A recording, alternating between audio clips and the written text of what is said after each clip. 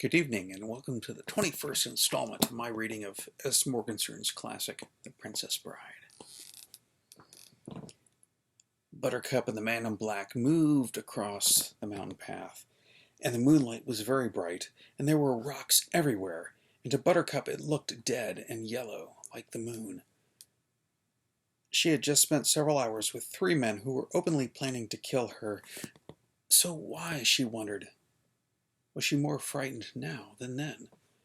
Who was the horrid hooded figure to strike fear in her so? And what could be worse than dying? "I will pay you a great deal of money if you'll just let me go," she managed to say. The man in black glanced at her. "You are rich, then?" "I will be," Buttercup said. "Whatever you want for ransom, I promise I'll get it for you if you'll just let me go." The man in black just laughed. "I was not speaking in jest." "You promise? You? I shall release you on your promise. What is that worth? The vow of a woman. Oh, that is very funny, Highness, spoken in jest or not." And they proceeded along the mountain path to an open space. The man in black stopped then. There were a million stars, fighting for prominence, and for a moment he seemed to be intent on nothing less than studying them all, as Buttercup watched his eyes flick from constellation to constellation behind his mask. Then, with no warning, he spun off the path, heading into wild terrain, pulling her behind him.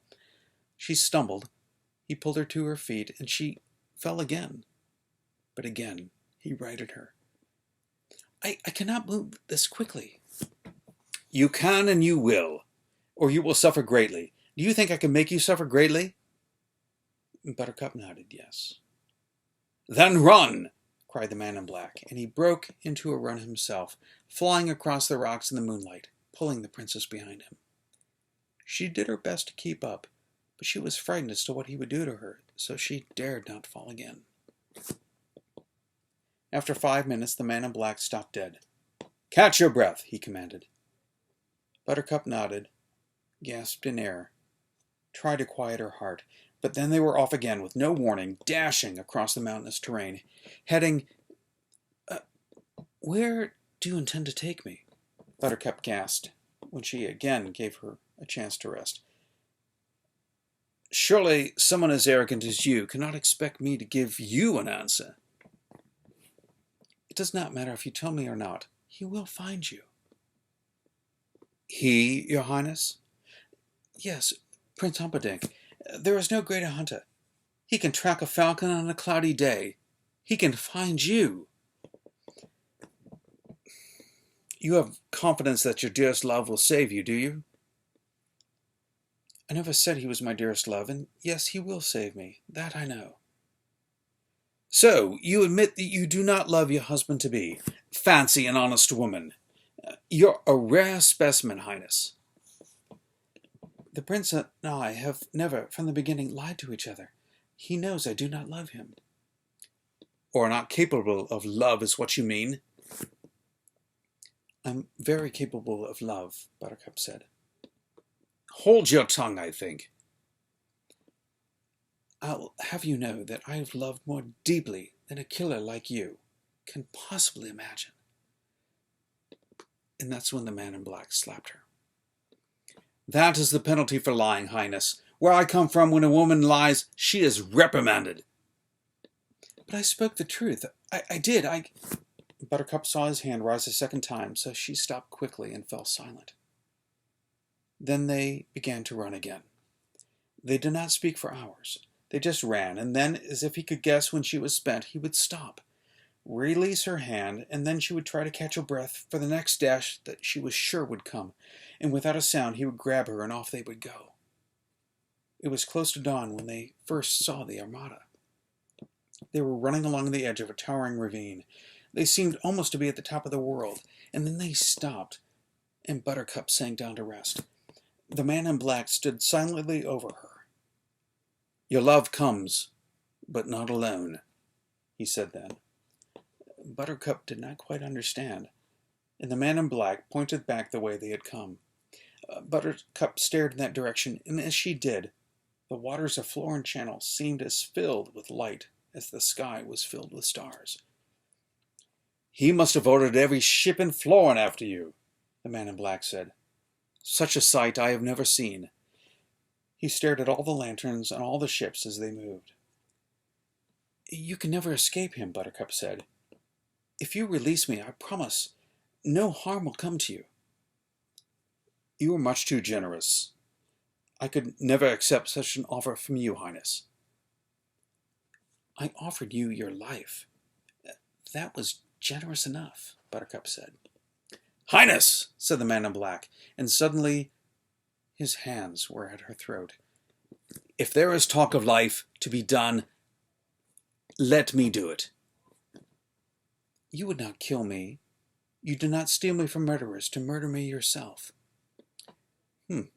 "Wise as well as loving," said the man in black. He jerked her to her feet, and they ran along the edge of the great ravine. It was hundreds of feet deep and filled with rocks and trees and lifting shadows. And abruptly the man in black stopped, stared back at the armada. "To be honest," he said, "I had not expected quite so many." "You can never predict my prince. That is why Prince Humperdinck is the greatest hunter." "I wonder," said the man in black, "will he stay in one group or will he divide? Some to search the coastline, some to follow your path on land. What do you think?"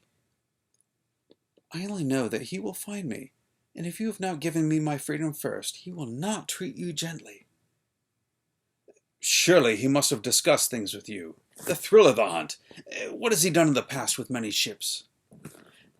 "We do not discuss hunting. That I can assure you." "Not hunting, not love. My God, what do you talk about?"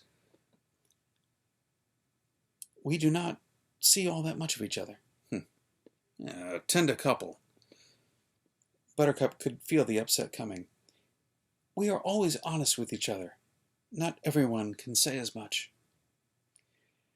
"May I please tell you something, Your Highness? You're very cold." "I'm not." "Very cold and very young, and if you live, I think you'll turn into hoarfrost." "Why do you pick at me? I have come to terms with my life, and that is my affair. I am not cold, I swear, but I have decided certain things, and it is best for me to just ignore emotion altogether. I have not been happy dealing with it." Her heart was a secret garden, and the walls were very high. "I loved once," Buttercup said after a moment, "and it worked out badly." "Another rich man?" Yes, and he left you for a richer woman." "No, he was poor, and it killed him." "Were you sorry? Did you feel pain? Admit, you felt nothing." "Do not mock my grief. I died that day." The armada began to fire signal cannons. The explosions echoed through the mountains, and the man in black stared as the ships began to change formation. And while he was watching the ships, Buttercup shoved him with all the strength she had remaining. For a moment, the man in black teetered at the ravine edge. His arms spun like windmills, fighting for balance. They swung and gripped the air, and then he began his slide. And down went the man in black, stumbling and torn and reaching out to stop his descent, but the ravine was too steep and nothing could be done. Down, down, rolling over rocks, spinning, out of all control. Buttercup stared at what he had done. Finally, he rested far below her, silent and without motion. "You can die too, for all I care," she said, and then she turned away. Words followed her, whispered from far, weak and warm and familiar. "As you wish." Dawn in the mountains. Buttercup turned back to the source of the sound and stared down as, in first light, the man in black struggled to remove his mask.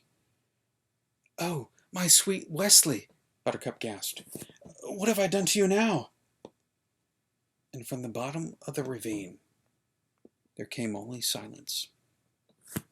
Buttercup hesitated not a moment, and down she went after him, keeping her feet as best she could, and as she began, she thought she heard him crying out to her over and over, but she could not make sense of his words, because inside her now there was the thunder of walls crumbling, and that was noise enough. Besides, her balance was quickly gone, and the ravine had her.